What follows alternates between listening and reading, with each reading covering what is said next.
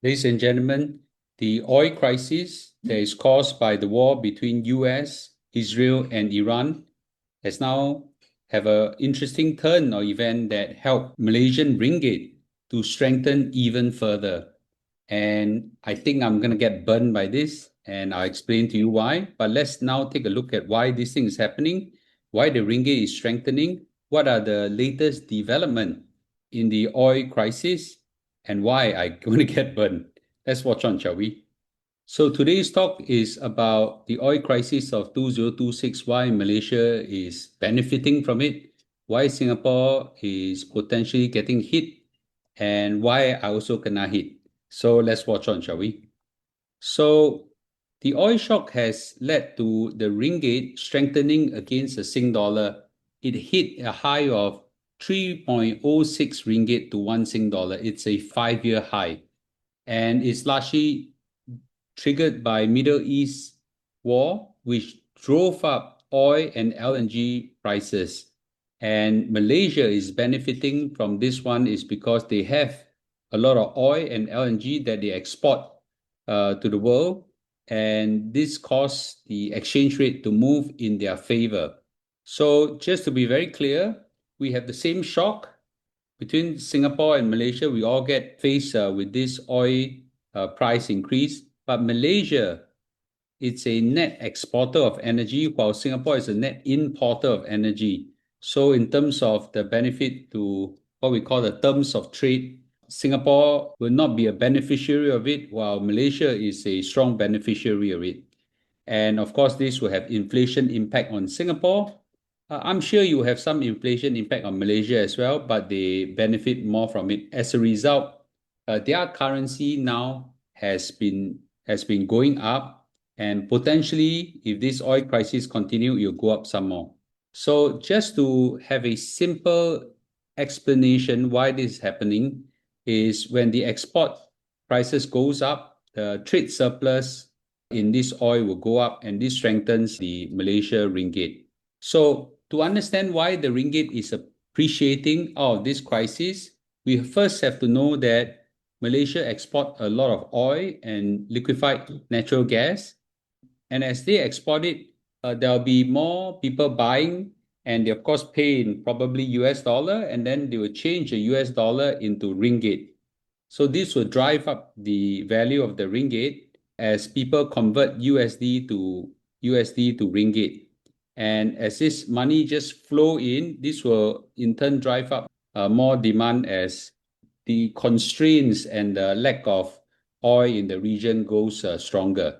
So this is a consequence of what's happening in the rest of the world. And sometimes, in a crisis, there are winners and losers, and clearly they're one of them. And just to let everybody know, Malaysia energy leverage is very strong. They are not a small player. They supply quite a lot of oil and liquefied natural gas. So they supply about 500,000 to 600,000 barrels of oil a day. And I think many of you have seen this picture of Petronas Tower. Petronas Tower is, of course, the national champion in oil and also liquefied nitrogen gas as well. Okay, they have one of the largest LNG facility in the world. So combine these two together, and given the huge demand versus the scarce supply right now, they of course benefit tremendously from it. So in this trade, they are really a net beneficiary and set to even benefit more if this crisis worsen. Now for Singapore, wow, there's a different story. Okay. Fortunately, we have reserves. Fortunately, our supply doesn't come from the Middle East as much as other countries, but still, when the prices go up, we get hit. I don't know much about oil and gas hedging, but clearly I can see the petrol prices go up significantly. And this is not a very pleasant experience for most people in Singapore. So electricity price, will go up, transport price will go up, and as a result, the rest of the economy will get a hit from the increased oil prices. This is not unique to us. This is something that is experiencing by many countries, especially in this region as well.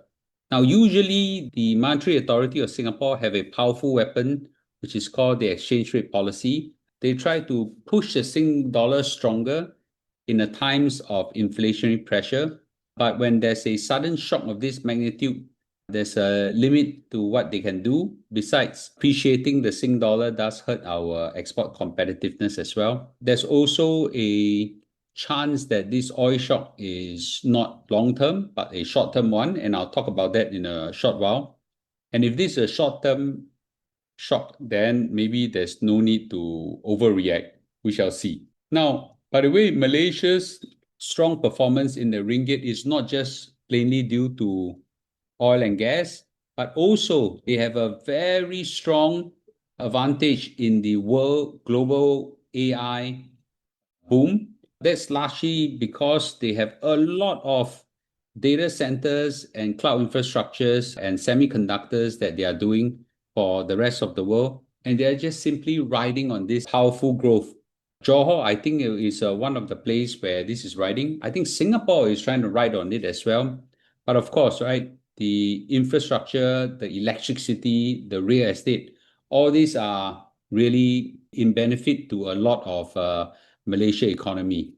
Now, talking about Trump, now the analysts are all speculating there's a high chance Trump will just simply walk away from Middle East. I don't think he likes it, but I think gradually he realized that this is a war he cannot win easily. It's costly financially to US and he doesn't like to lose money.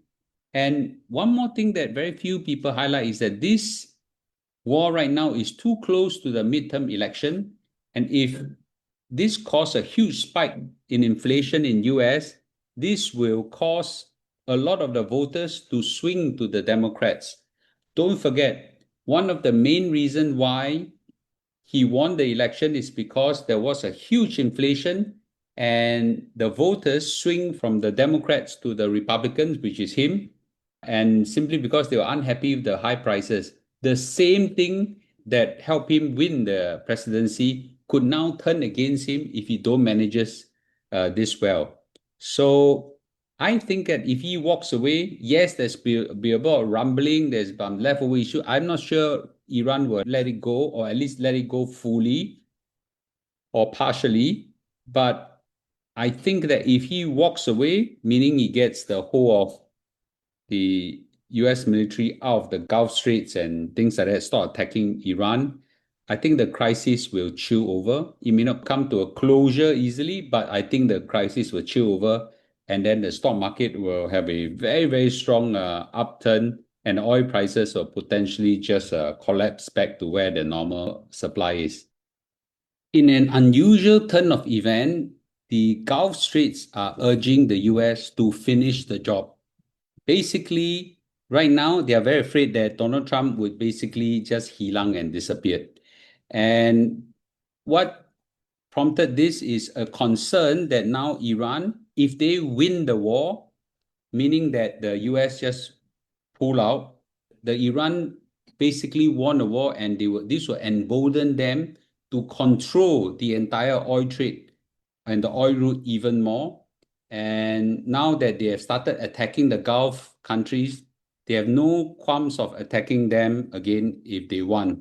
So basically, the Gulf states want the Iranians' offensive capability to be completely neutralized. And I think that this fear is real. Basically, they know that now Iran, I don't think they were ever friends, but they were trying to be friendly with the Gulf states, between the Gulf states and Iran. But now that Iran has attacked them, I think there's no more friendship to talk about or friendly conversation. So if you leave the place suddenly and have Iran with significant military capability, and this will basically hold the region energy lifeline hostage whenever tension rise up. So basically, the Gulf countries are telling US, don't you dare ask us to clear your SHIT that you started. So they are really very afraid that Trump will just basically fold his arms and say, I'm walking away. Now, why Mr. Lu is going to kena is because I have a 180,000 ringgit bill to pay. My Malaysian car that I bought a second-hand one from Japan, they call it a recon car. It just arrived. It's a decent car, not a luxury car. 180,000 ringgit, which a pretty decent car by Malaysian standard, not high-end luxury. It's just a Toyota. It's called a Toyota Harrier for those who are interested.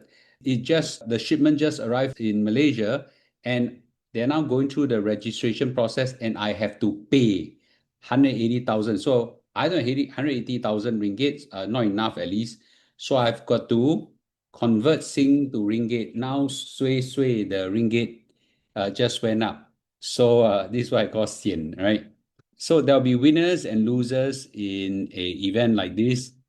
So maybe if the war suddenly come to an end, I think it's possible. Chances low, but I think it's possible. Donald Trump just said, "Okay, I'm not going to fight anymore. To hell with you guys. I'm going to walk away." Wow, maybe the ringgit will start to depreciate again. Then I have the smaller bill to pay. Well, let's see, right? I don't think we can predict what's going to happen. Things are so volatile, fluid, and dynamic. So I think we don't need to predict. We just need to react when when the opportunity do comes. And if the opportunity doesn't come, never mind. We just move on with our life. Okay. We shall see you for a live stream in time to come. Okay. Bye bye.